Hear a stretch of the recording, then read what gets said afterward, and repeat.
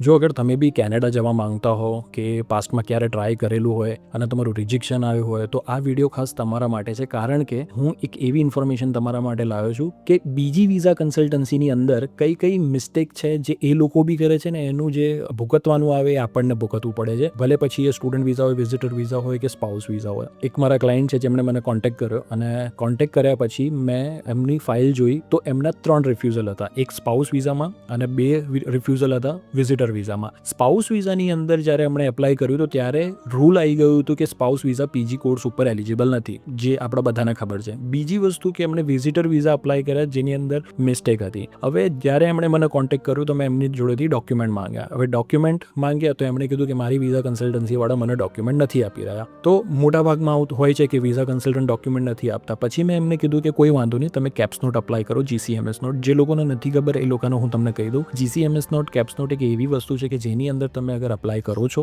તો તમને ખબર પડશે કે કયા કારણથી તમારું રિફ્યુઝલ આવ્યું છે, પ્લસ તમે કયા ડોક્યુમેન્ટ અપલોડ કર્યા હતા એ બી એની અંદર તમને ખબર પડશે. તો આજે એક એવી જ વસ્તુ છે કે 2 મહિના પહેલાં એમણે મને કોન્ટેક્ટ કર્યો તો એમની કેપ્સ નોટ આવી ગઈ, તો મેં એમને કેપ્સ નોટ રીડ કરી, એમના શું ડોક્યુમેન્ટ અપલોડ થયા હતા એ મેં જોયા. પછી મને ખબર પડી કે આની અંદર જે ઇન્ફોર્મેશન છે બહુ જ ઇનકમ્પ્લીટ ઇન્ફોર્મેશન છે. હું તમને એ વસ્તુ બતાવું. હવે જેમ કે તમે આ જોઈ શકો છો, આ એક ઇન્વિટેશન લેટર છે. ઇન્વિટેશન લેટર એક એવી વસ્તુ છે કે એમના હસબન્ડ એમને ઇન્વાઇટ કરતા હતા એમની વાઇફને ઇન્ડિયાથી કેનેડા જવા માટે. હવે જેમ કે તમે આ જોઈ શકો છો, status in Canada, international student study permit holder, correct છે. ઇન્સ્ટિટ્યુશન અલ્ગોન્ક્વિન કોલેજ, એ બી કરેક્ટ છે. સ્ટડી પરમિટ નંબર નથી, ગાયબ છે. એક્સપેક્ટેડ કોર્સ એન્ડ ડેટ એ બી ગાયબ છે. તો વિઝા ઓફિસરને જે ઇન્ફોર્મેશન તમે લોકો આપો છો એટલીસ્ટ એ કરેક્ટ હોવી જોઈએ. અને અગર વિઝા કન્સલ્ટન્સીમાંથી આ મિસ્ટેક થઈ છે તો એની અંદર વિઝા તમારા રિફ્યુઝલ થશે. વિઝા કન્સલ્ટન્સીવાળાઓને કોઈ ફરક નહીં પડે. હવે વિઝા કન્સલ્ટન્સી મીન્સ હું એવું નથી કહેતો કે બધી વિઝા કન્સલ્ટન્સી ખરાબ હોય છે, હું પોતે બી એક વિઝા કન્સલ્ટન્ટ છું, બટ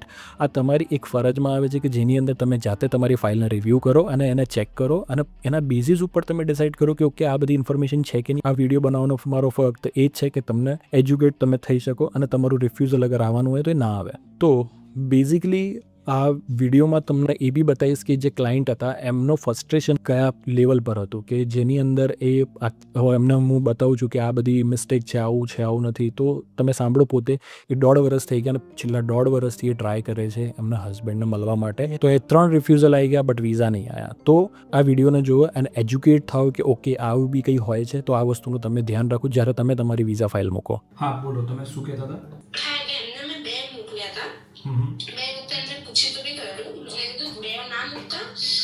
જે બી જોઈતું હોય એ એક મૂકજો, પણ હવે અપલોડ કર્યા પછી એમને શું અપલોડ કર્યું તો મને ખબર હોય નહીં. રાઈટ. અને મને ડાઉટ હતો એટલે મેં કન્ફર્મ બી કરાવ્યું. અને ઇનફેક્ટ આમાં એચઆરની સિગ્નેચર બી મેચ કરી છે બંનેમાં.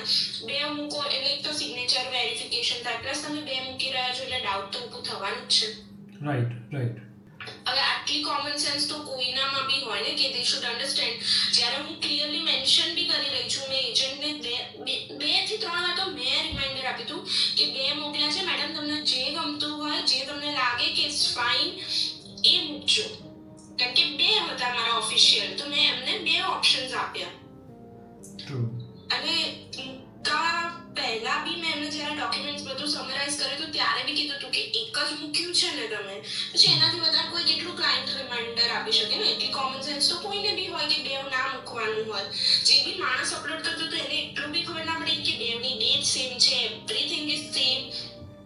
એટલે મેં તો મારી રીતે જે હતું એ બધું રિવ્યૂ કર્યું, રાઈટ.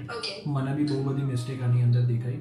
તો અમુક તો હવે તમે જે ચેક કરશો તો હું તમને કહું, એક જ મિનિટ.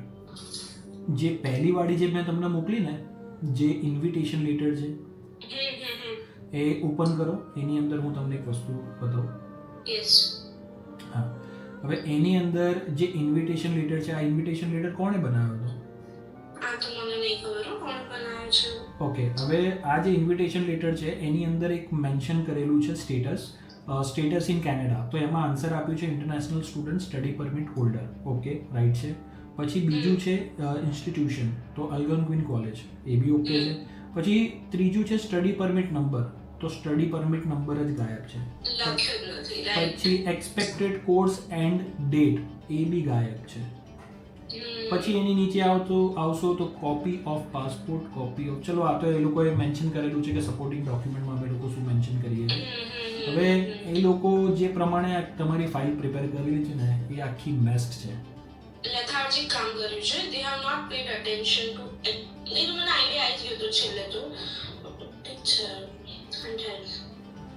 ડન છે. બાકી કંઈ નહીં, આપણું કામ પતી ગયું. એટલે જે રિજેક્શન હતું એના પછી આપણને જે ખબર પડવાની હતી એ જોવા માટે કે ભાઈ અત્યારે શું છે. પછી આ લોકોએ આઈ ડોન્ટ નો કે ડમી ટિકિટ કેમ આની અંદર મૂકી છે.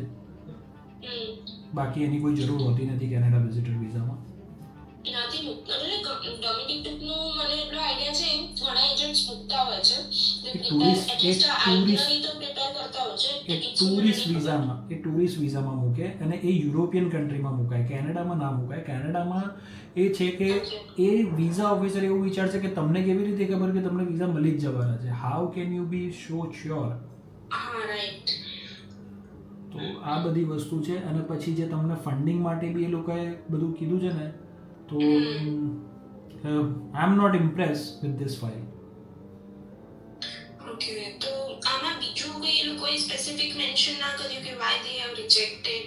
જો એ તો એ જે રીડિંગ વાળી જે આવી હતી એની અંદર જે હતું કે ભાઈ તમે પાછા નહીં જાઓ, you don't have a sufficient, you don't have a family ties, તો એના બેઝ ઉપર હતું. બાકી અત્યારે તો એવું કોઈ મેજર નથી. બાકી મેઇન આપણા માટે આ જરૂરી હતું કે જ્યારે આપણે નેક્સ્ટ ટાઈમ અપ્લાય કરીશું વિઝા ફાઇલ, તો આપણને ખબર હોવી જોઈએ કે લાસ્ટ ટાઈમ રિફ્યુઝલની અંદર કઈ કઈ વસ્તુ આપણે મેન્શન કરી હતી તમારા એક્સ કન્સલ્ટન્ટે.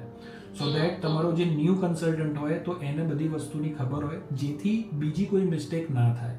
અધરવાઇઝ તમને બી આઈડિયા આવ્યો ને કે અમે શું ડોક્યુમેન્ટ્સ મૂક્યા હતા, શું બ્લન્ડર થયું હતું, તો મે બી તમને એ આગળ ખબર પડે કે આ વસ્તુ માટે આપણે શ્યોરિટી લઈ શકીએ છીએ. True. See you soon in next video.